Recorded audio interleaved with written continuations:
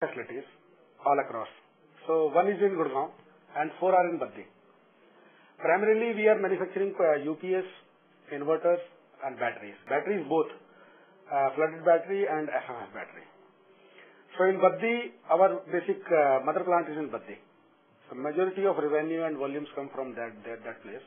And high capacity inverter we manufacture in Gurgaon because it's a high technology product. So it should be made under our own supervision. And the clientele this particular product serves is different and high-end clientele. So it needs to be given that treatment of high-end clientele kind of thing. This is our corporate office where we are sitting right now.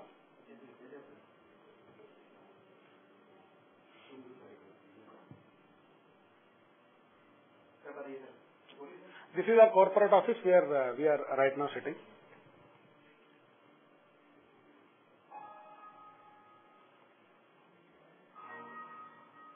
This is the plant, Baddi, this Gurgaon plant for high capacity inverters. And this is the new upcoming plant actually. This is SMF battery plant in Katha. This is a plant which is one of its own kind. And we have invested around 80 crore rupees in this plant. The plant is capable of producing 3,000 batteries a day, 12 volt, 100 Ah to 200 Ah. So a good capacity as far as this kind of plant is concerned. This is fully automatic. These are some of the photographs. This is main entrance. Then this is office. This office is much better than this, the factory office. We have given good working environment to people so that they can come and they can feel, coming to office. And this, you multiply this office by 10 and that is that particular plant and office. This is main and this is the reception. And as you can see through the photographs, this particular plant has a good natural lighting. So in daytime we don't put on lights. And my complete plant runs with the natural light only. In case it's not raining or it's not dark, in winter's time. So we can work without lights. These are some of my automatic machines. And these machines are actually, you can see the number of people working on the line. We have designed machinery in such a fashion that normally in this size of an organization to produce 3,000 batteries of this capacity, you need somewhere about 400 to 500 people. This plant would be operating somewhere with 200 odd people. So 50% reduction. We have invested in machinery initially, but that will be compensated with in due course of time with quality, consistency and a good working atmosphere as far as the people are concerned. These are some of the areas where you can see the neatness and cleanliness we have maintained all over. This factory is fully functional. But the culture we have imbibed in the people is that this is their house. And the way you keep your house clean, this is how you have to maintain the factory also. You can see nothing is on the shop floor. And on every machine you will find one or maximum two people. These are my charging room. My electricity room, and you can see the cleanliness and organized way of putting equipment here also. This is because this factory is pollution sensitive, and more than meeting the strict specification or requirements laid down by pollution board, we have ownership towards the people and towards the surroundings, towards the environment also. So we have invested heavily in this pollution control equipments. So this is ETP and STP, and we have scrubbers, we have aerators, we have self-exhaust systems where the fumes of lead do not go to the environment. This is my laboratory, and this laboratory can test everything on its own. So we have trained people, and those people are, we are far better than competition right now. My battery can give a life of 25% more than what the normal, battery of this size and this segment can give.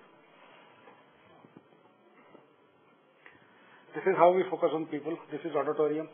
in that particular area, since we have 4 plants, so we need to have a place where we can, my people can come and they can, take trainings. We can show them videos. We can tell them what's happening around the world. So we have invested in auditorium, and it's a state-of-art auditorium, like a good, training center. And this is my another meeting room. These are some of the practices what we follow in this thing. See, you cannot leave anything to people.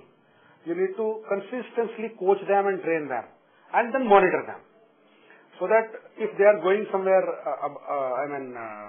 away from the targets or stipulated discussions and agreements, then you can go there and you can actually correct their course of correct actions.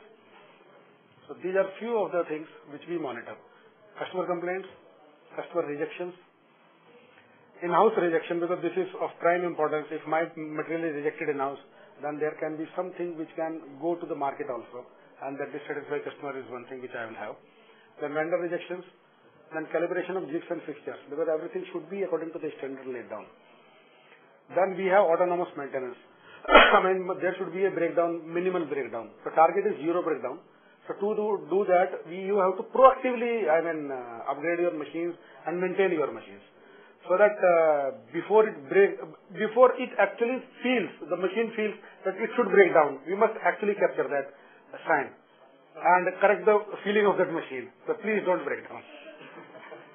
Then inventory, working capital. We need to understand that more the material on the shop floor and finished goods, more the capital is involved. Then value added per employee. Everybody has to contribute to the company. And then what I have contributed to the company in terms of my task or in terms of my acts should be convertible to the rupee term. Because that is the ultimate thing which you can objectively monitor. So we are doing that also. And then guidance, employee status. You have to do something better tomorrow than what you are doing today. So what happens, I will show you one example here.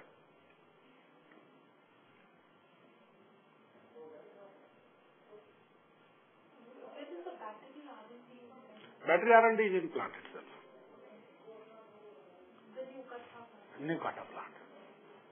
This is Kata, no Kata. Small improvements in work area on daily basis, that you know actually. So you will see I was importing one machine and that was costing me somewhere about 2 lakh rupees. The same machine we have developed in-house with my own team, with my own supplier base. And that machine is costing me half the cost and double the speed. And you can see here, this is such a bulky machine. It has motor. It has so many other gadgets which in normal life I don't use. So I have stripped down that, number one. Number two, this technology I have made my own. So that no piece should stick during the course of production and another thing. So this is how, and this is normal practice followed inside this thing. So every worker, every operator, every staff member, even a security guard, he has to contribute something to his own work area and put it on a piece of paper and show it to us. Then at the end of the month, we actually select one best Kaizen and give a token award to him or her. So that keeps them motivated.